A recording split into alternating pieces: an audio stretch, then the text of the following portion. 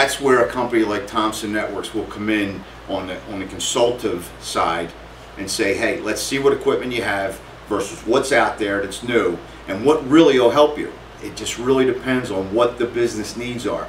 Do they have remote workers? If they have remote workers, then we start looking at either a hybrid system, one that does both digital and remote. For instance, I work at home a lot. I have the same exact phone on my desk here as I have in my home office.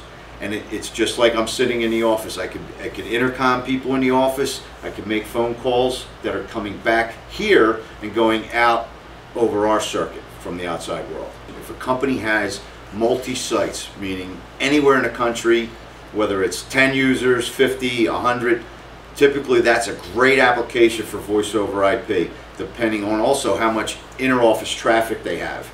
You know, there's just a lot of questions to ask. And then another question that you want to ask is we have to decide what's their current infrastructure like from a data side.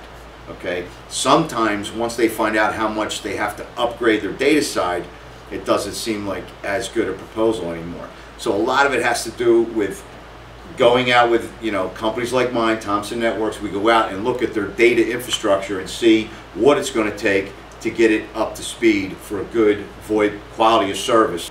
Time is of the essence then. You just want to work backwards. Like I said, the more time that you give your vendor, your carriers, your equipment vendors, time, the better.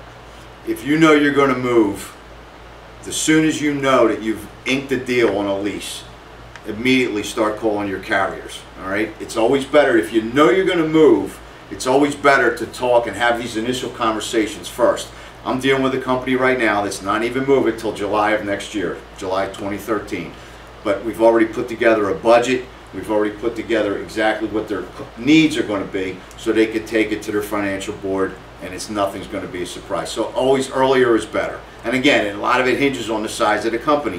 If it's a 5, 10, 15 person company, the time frames are shorter. But as you get into bigger companies, the sooner the better. Typically, the businesses go wrong when the business owners try to take these matters into their own hands. And I like using analogies. One of the analogies I use, when my car broke down, I didn't take it to the vet. I took it to the car repair shop. He's the expert. So this is where you really have to rely on your experts. And a lot of times these companies, they haven't had to talk to us in 10 years because their equipment lasts and it does exactly as advertised. So we try to stay in front of them every 90 to 120 days with little emails about technology upgrades that they can have. Most of them are free.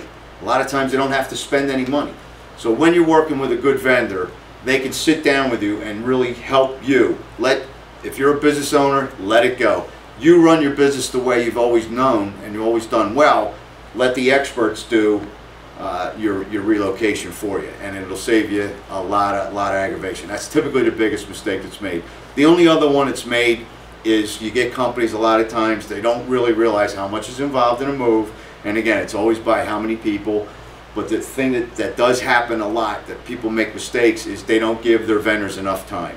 Okay? If you need a circuit move from point A to point B, from the carriers that we talked about, the Verizons, the Comcast, it does take anywhere from 30 to 60 days. Now, if you're moving in 25, there's not anybody that's going to be able to help you. Yeah, there are escalation lists, but they typically cost more money. There's always a cost involved when there's a mistake. Typically, it's usually when there's no communication going on between whatever vendors are being used in the move. The less is better theory. Less vendors you use, the better. So if you can get a vendor that's going to run your infrastructure cabling, put a phone system in for you, help you with your outside communications with the carriers of the world, that's typically when you won't have as many chances for things to go awry. And again, once you have a team together, when we do a move, there's usually anywhere from 3 to 4 people involved per move. So you have a business development person, you have a project manager from Thompson Networks, you have the technician and the operations manager. They're constantly in communication with the general contractor at the new location, the people from the other company, and that narrows down the chances of things that go wrong.